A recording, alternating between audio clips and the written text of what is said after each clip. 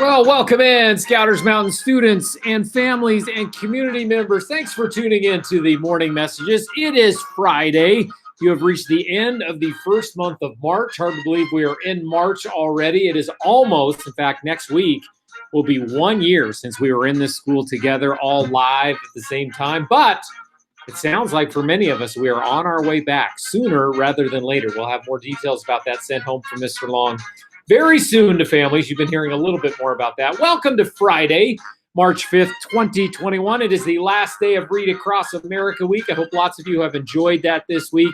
So what do we need to know today, Mr. Long? Well, bingo night is tonight. More fun tonight. You can log into My Google Classroom, and students know how to do that. So families at home, log into My Google Classroom. Hopefully you came to supply pickups this week and picked up your bingo cards. You should get one in your little packet from Supply Pickups if you would like to play.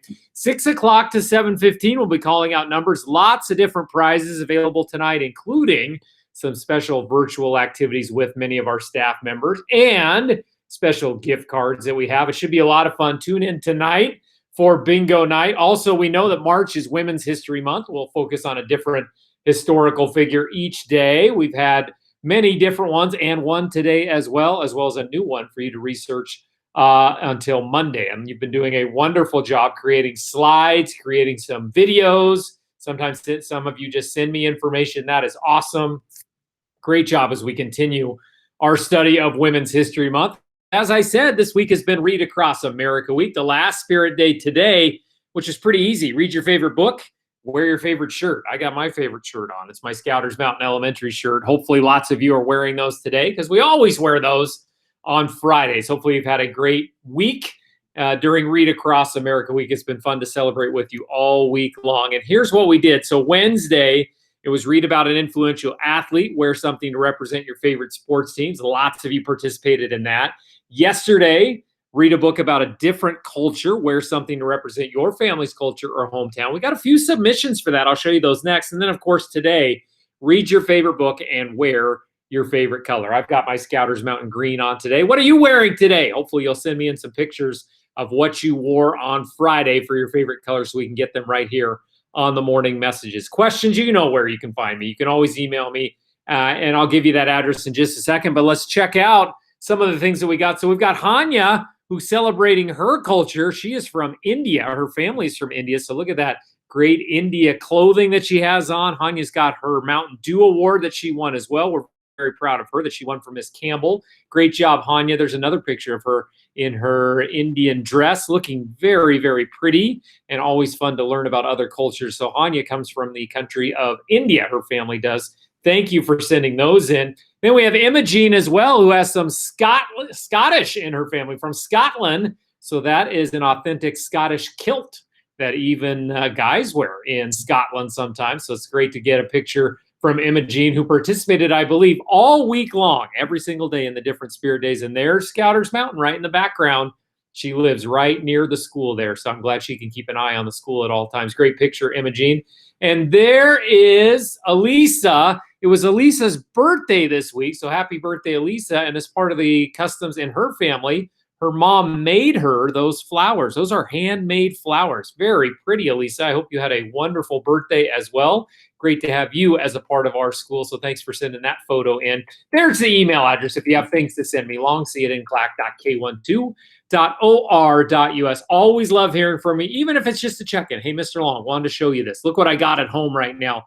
Look at what I've been doing. Some of you send me videos. Some of you send me slides. Some of you just send me quick messages. I will always respond to you. I love getting mail from you, and I'll respond right back. Who has been celebrating a birthday this week?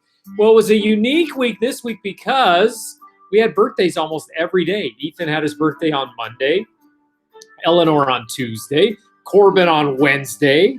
Yesterday was Elisa's birthday and Telly's birthday and Azam's birthday yesterday. Happy birthday to all of them. No birthdays today on March 5th. Oh, excuse me. I misspoke. Felicity. Almost forgot about your birthday in first grade. Happy birthday, Felicity.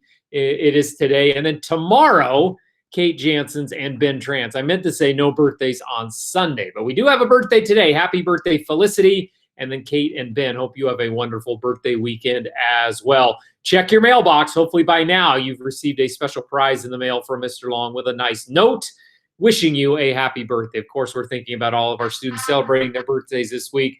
Our challenge, as it always has been, at least in March, has been celebrating Women's History Month. So each day, Monday, Wednesday, and Friday, when these messages go up, I give you a different photo of a significant person in women's history. You tell me what you've learned about that person. So here is our photo from Wednesday. Do you know who that is? Well, you probably do by now if you've been working on that.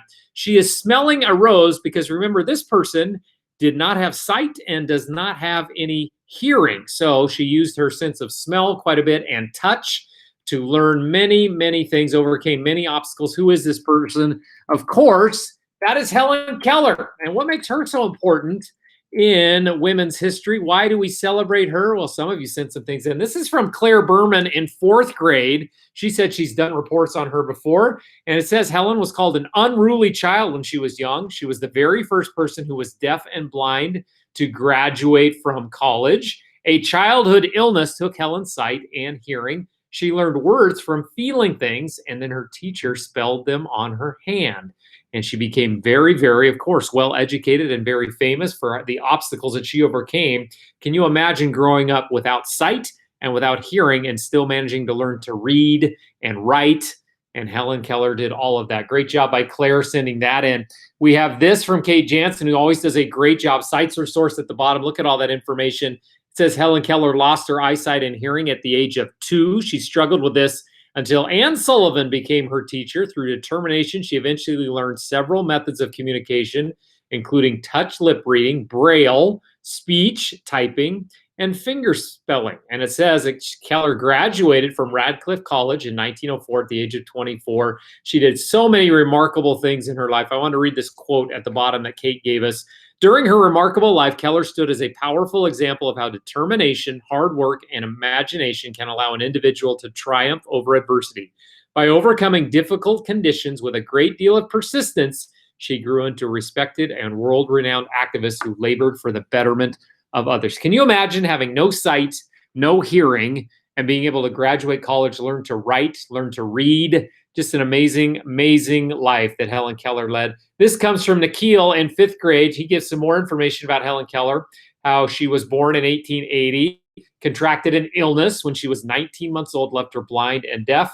Also talks about Anne Sullivan being her teacher. Helen Keller learned to speak and learned to hear using the Tadoma method. She used her fingers to feel the lips and the throat of the speaker. She became a world-famous speaker and author and was an advocate for people with disabilities. And look at that. There's her signature right there, thanks to Nikhil.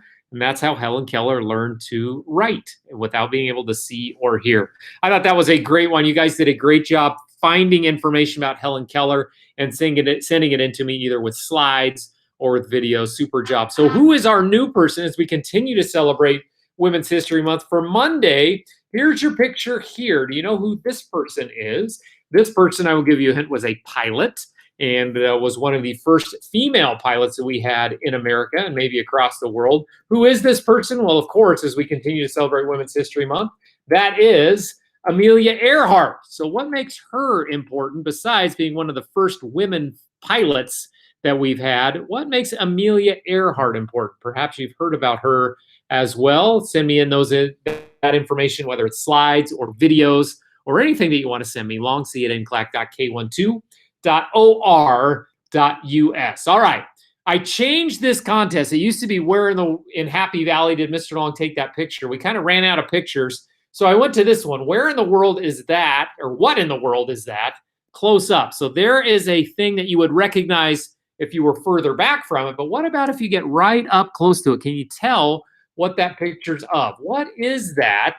Some of you sent in your guesses. Here's Nikhil's right here. I think that close-up is a jellyfish. Well, very well could be a jellyfish, Nikhil. Let's see. That does look like a jellyfish up close. Is that correct? Well, we'll have to see. Cerie says that is seeds of a bell pepper. And it looks like she has the same photo that I found online as well. Seeds of a bell pepper. Is she correct? That could be. You have to look really, really close at that. Here's Kate Janzen. It says, what is that object? She says it is bell pepper seeds. So And she's got a little, I never knew that about peppers. So green ones are bitter, and you work your way across the red ones, which are sweet. Excellent. She says that they're bell pepper seeds. Well, are they correct?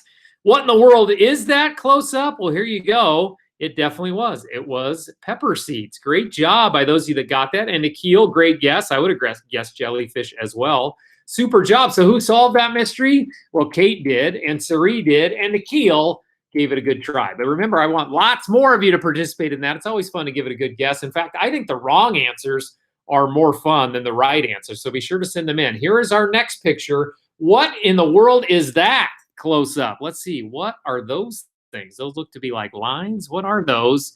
It's hard to tell. Pieces of cardboard. What do you suppose those are? Now remember, those are zoomed in about 1,000%. What do you suppose those things are close up? If you have a guess, make sure you send it to me either in a slide or in an email. Maybe you want to take a photo or shoot a video of yourself telling me what you think that is. Long see it in clack.k12.or.us. Before we move on, we always have a few catch-up photos or videos, some things that didn't make it into the last morning messages. I wanted to show the Olagi sisters. That is Atlee and Inslee. Inslee on the left, Atlee on the right, doing some college showing off. They're showing off hometowns or favorite schools. So Inslee going from Arizona State to Oregon State on the right, and Atlee showing off UCLA on the left and Arizona State on the right. I have to say, Olagis, that's a little hard for me to look at as someone who proudly went to the University of Oregon and is a huge Duck fan, and you're showing me Arizona State, UCLA, and those dreaded Beavers in your pictures. But we love having you as a part of Morning Messages and a part of our school. Great pictures because of the people in them. Not because of the clothes on, but because of the people. Love those sisters for sure. Thanks for sending those in. Here is Genevieve, who won yet again another Mountain Dew award. So she got to check in at Baskin-Robbins, turn in her free ice cream cone. She got hers in a dish. Looks like she got some gummy worms on top. That looks yummy, Genevieve. Congratulations to you. Well deserved, as she's holding up her Mountain Dew award in Baskin-Robbins. And special thanks to Baskin-Robbins as well for providing those prizes. Excellent job. And let's get on to the next one. Oh, here's Liliana from kindergarten. Liliana dressed as her favorite book character from the A to Z Mysteries. Looking good on the left. And then on the right, look at that. She won a Mountain Dew award as well for being extra respectful during last month in February. Very well deserved. We can always count on Liliana to send in answers to the morning messages as well. Great to see her in both pictures. Super job, Liliana. All right, time to wrap up this show as we always do with our joke of the day. And I'm starting to get a few more. I love that, kids. Keep sending them in. Bryn Walter sent me in a few, and Bryn took a unique approach. Instead of sending a video, she sent in a slide. Check out what Bryn did. Here's Bryn's joke right here. Why couldn't the horse sing the lullaby? There's Bryn right down there in the corner. Why couldn't the horse sing the lullaby, Bryn? Let's see. Why couldn't the horse sing the lullaby? Maybe because it was not the main act. Mane, get it? The horse's mane? Nah, probably not. Let's see what it is. Bryn, tell us the answer to that one. Why couldn't the horse sing the lullaby? Because why? Because she was a little horse. Get it? Aha, little horse as in horse voice, which would be spelled differently. But great job, Bryn. Keep sending those in. Bryn's got a few more. Nikhil has sent one in. I've got some other jokes coming from lots of people. I love those student jokes. They're always fun to read right here on the morning messages. All right. If you have a joke of the day, make sure you email it or send a video of you telling it or create a slide like Bryn did. Nice job on that. You know where to get me by now. Along see it in clack.k12.or.us. All right, folks, have a great day today. It is Friday. Celebrate the weekend. I hope you have a great weekend with lots of things planned. As I look outside right now, it is pouring outside as I record these. Hopefully, the rain will stop and you'll be able to enjoy some fresh air after your distance learning is done for today. Have a super weekend. Can't wait to see you back here on Monday. Make sure you find out about Amelia Earhart. Can you figure out what that mystery picture is? I can't wait to see what your guess is. In fact, the wrong answers are almost more fun. Send me in your jokes as well. And I will see you right back here on the morning messages on the morning of Monday.